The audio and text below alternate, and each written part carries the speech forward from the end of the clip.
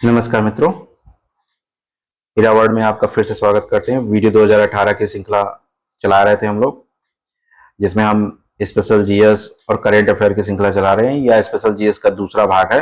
ठीक है, पहले भाग में अगर आपने वीडियो नहीं देखा है तो जाकर वीडियो देखिए। जीएस बहुत इंपॉर्टेंट है। इसमें हम जियोग्राफी और विज्ञान के कुछ प्रश्न डिस्कस करेंगे जो आपके लिए बहुत इंपॉर्टेंट है। आज कुछ प्रश्न ज्वालामुखी से आपको देखने को मिलेंगे। पहले आपने ज्वालामुखी भले नहीं पढ़ी होगी, लेकिन आज आपको पढ़ना होगा। ठीक है, इससे कोताही नहीं कर सकते हैं। और एक भी प्रश्न मिल गया ना तो आपका कल्याण हो जाएगा।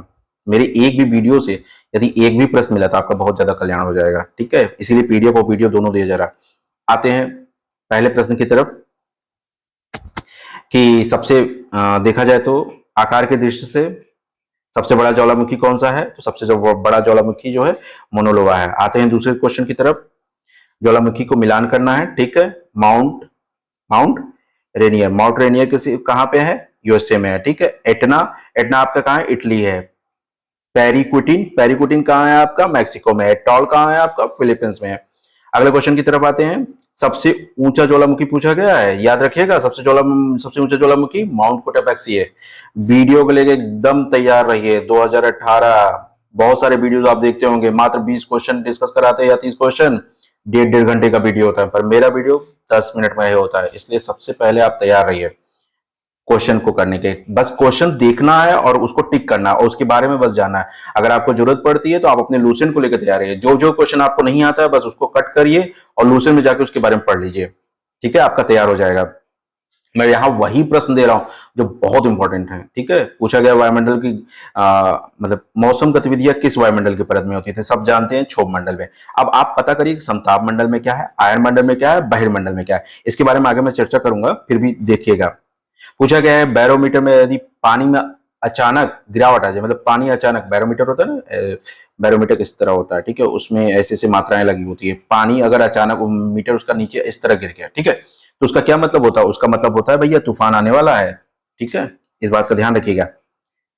आगे क्वेश्चन है, पृथ्वी के नजदीकी वायुमंडल मुख्यतः कौन सी गैस पाई जाती है? जाहिर सी बात है, पृथ्वी नजदीकी वायुमंडल में नाइट्रोजन और ऑक्सीजन गैस पाई जाती है।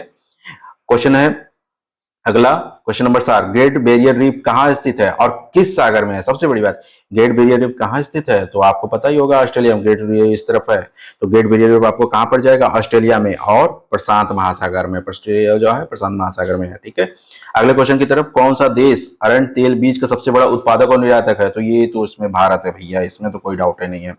अब आपको मिलान करते हैं। ठीक है, मिलान करने वाले क्वेश्चन है। मिलान करने वाले थोड़ा सा छोटा करते हैं। पूछा गया है फूलों की खेती। फूलों की खेती क्या कहलाती है? फ्लोरिकल्चर। बी वाला, फसलों की खेती क्या कहलाती है? एग्रीनोमी कहलाती है। ठीक है, सब्जियों की खेती क्या कहलाती है? ओरिकल्चर कहलाती है। और फलों की खेती क्या कहलाती है? फलों की खेती पोमोलॉजी कहलाती है। ध्यान रखिएगा, ये क्वेश्चन जो आप यहाँ देख रहे हैं ये कभी कभी मिलान के लिए आते हैं और इनसे पूछा जाता है फूलों की खेती क्या कहलाएगी, फसलों की खेती क्या कहलाएगी, सब्जियों की खेती क्या कहलाएगी। इस तरह के क्वेश्चन आपको एक जरूर देखने को मिल जाएगा। चलिए, कुछ कोयला क्षेत्र हैं और उनके देश हैं। रूस यूक्रेन के बारे में तो जान ही रहे हैं, यूके से आप देख ही रहे हैं, तो चर्चित हैं, इसलिए मैं आपको बता रहा हूं। ठीक है, क्योंकि यहाँ कोयला क्षेत्र पाया जाता है। चलते हैं, डोनेट्स नामक कोयला क्षेत्र यूक्रेन में पाया जाता है। अभी यूक्रेन पर ही एक क्वेश्चन आया था कि लोहा या बॉक्साइट को लेकर यूपीपीसीएस में, उसको जरूर देखिएगा। कुजनेट्स कहां पाया जाता है? कुजनेट्स जो होता है आपका रूस में पाया जाता है। लंकासायर कहां पाया जाता है? आपका यूके में पाया जाता है। ठीक है, और सार नामक जो कोयला क्षेत्र है वो जर्मनी में पाया जाता है। यहाँ यो देश हैं जो बहुत ज्यादा चर्चे में है। ठीक है, अगले क्वेश्चन की तरफ, आपको उद्योग और प्रसिद्ध जो क्षेत्र हैं उनके बारे में मिलान करना है, कौन सा है?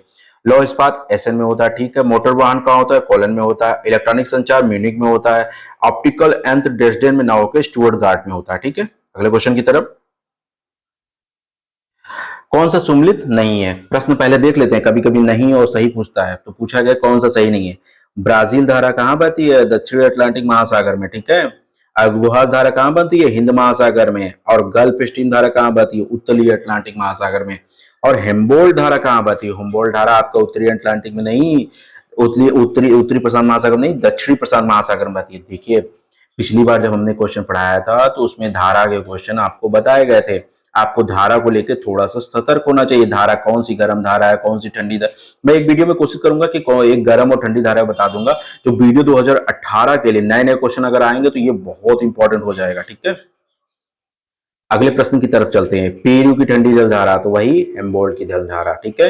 अगले क्वेश्चन, वह कौन सा देश है जो कुल भौगोलिक क्षेत्र का 70% भाग कौन दे देता है? भूटान। भूटान पे एक चीज और है, भूटान को कुछ कहा जाता है, कौन सा देश कहा जाता है उसे जरूर देखिएगा। गरस्ती चालीसा, प्रचंड चालीसा और चीकता साठा, ये क्या है? अगर ये देखेंगे ऑप्शन में तो दक्षिणी गोलार्ध की पश्चिमी पौने हैं कि उत्तरी गोलार्ध की उत्तरी पौने हैं, और दक्षिणी गोलार्ध की उत्तरी पौने या पश्चिमी गोलार्ध की। अच्छा, ये क्या होता है कि जैसे नॉर्थ और साउथ पोल होता है, ठीक है, तो ये 0 डिग्री होता है, ये 23 डिग्री होता है, ये क्या होता है यहाँ पे 45 डिग्री होता है, यहाँ पे 45 डिग्री होता है। तो नॉर्थ में 45 डिग्री के बीच कुछ हवाएं चलती जो जिन्हें हम पश्चिमी पौने कहते हैं। तो नॉर्थ में और साउथ में दोनों जगह, तो यहाँ नॉर्थ का ऑप्शन तो नहीं है, लेकिन दक्षिण गोलार्ध में पश्चिमी पौने, दक्षिण गोलार्ध में पश्चिमी पौने, ठीक है, ये चीजें होती हैं। इन्हें गरजता चालीसा, प्रचंड पचासा और चीकता साठा, क्योंकि जब ये हवाएं चलती है बहुत ज्यादा आवाज करती हैं, इस वजह से इनको कहा जाता है, ठीक है। आते हैं अगले प्रश्न की तरफ।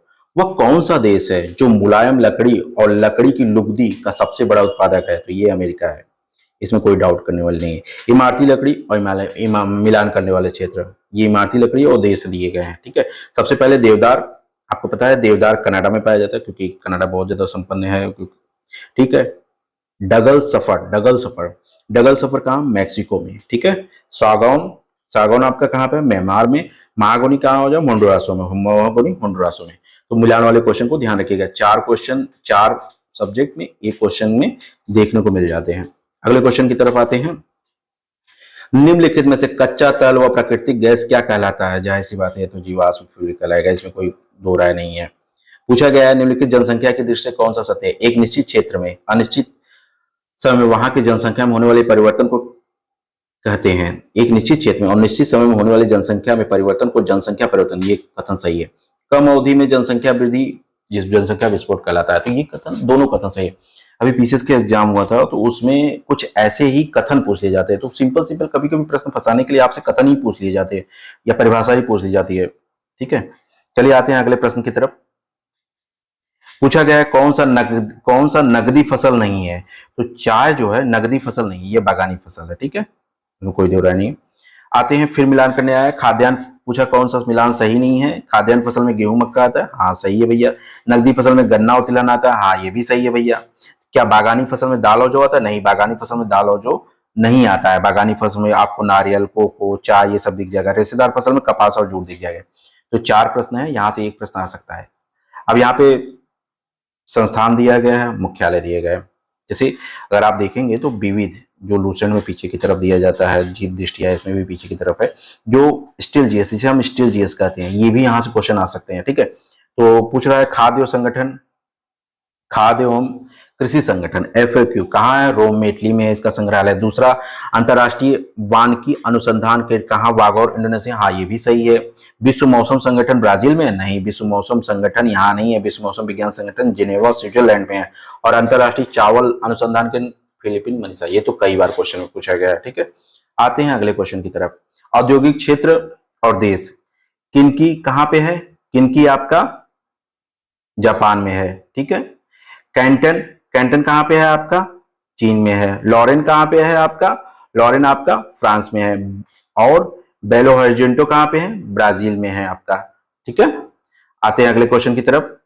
21 जून को उत्तरी गोलार्ध में दिन सबसे बड़ा और रात सबसे छोटी, ये कथन आपका बिल्कुल सही है, ठीक है।